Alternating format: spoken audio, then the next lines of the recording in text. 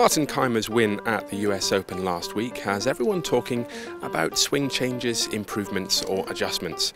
We took that topic out onto the course to see what some of the guys on the European Tour are working on. Well, I've been at it for about 20 years. I'm trying to basically get my ball flight up a bit. How long time have you got? An hour, 2 hours?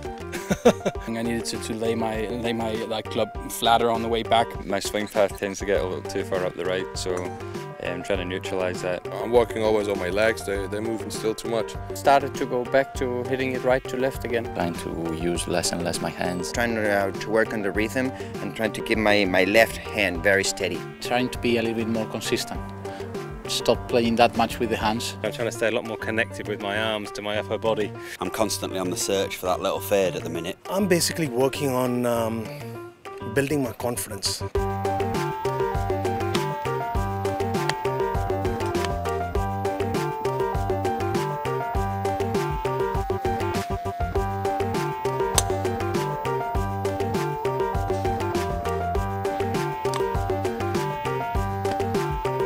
We're talking about adjustments to swings, things that players do throughout their career, maybe their changes, maybe their tiny bits of tinkering, and here to talk us through it, Pete Cowan.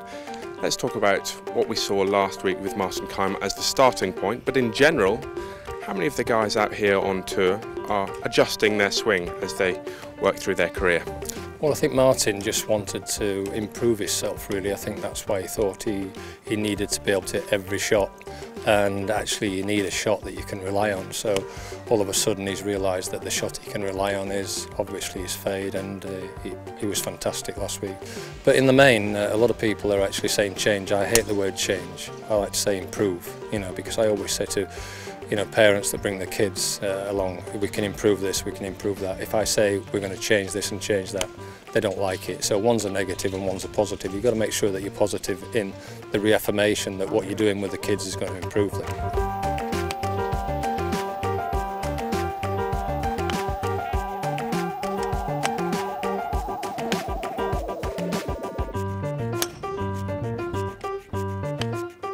It's the nature of professional golfers to change to try and get better, and every player, they do it every day as well. And I do think you should leave things alone so that when you go out each day it's the same as the day before. We know this game, it doesn't work that way, it will never feel the same. But if you're trying to do the same things, you become familiar with that. If you start fiddling and tweaking and changing things here and there, it's new and it takes time to get used to that. No, I think, if you want to do tinkering, then you do it away from the golf course. Whatever my coach tells me, if I don't feel comfortable doing it, I don't do it unless he gives me a really good reason for doing that. I think I take the best out of my coach and then I play a little bit with my feelings. Why do guys change their swings if what they do already works? To get better. That's the only answer. When you're playing your best golf, you do not know in 20 years' time if this was your best golf, or if you do a couple of changes, it's going to get better. I think we're all at it. All the pros are you're always thinking, your body's changing, you're always trying to improve.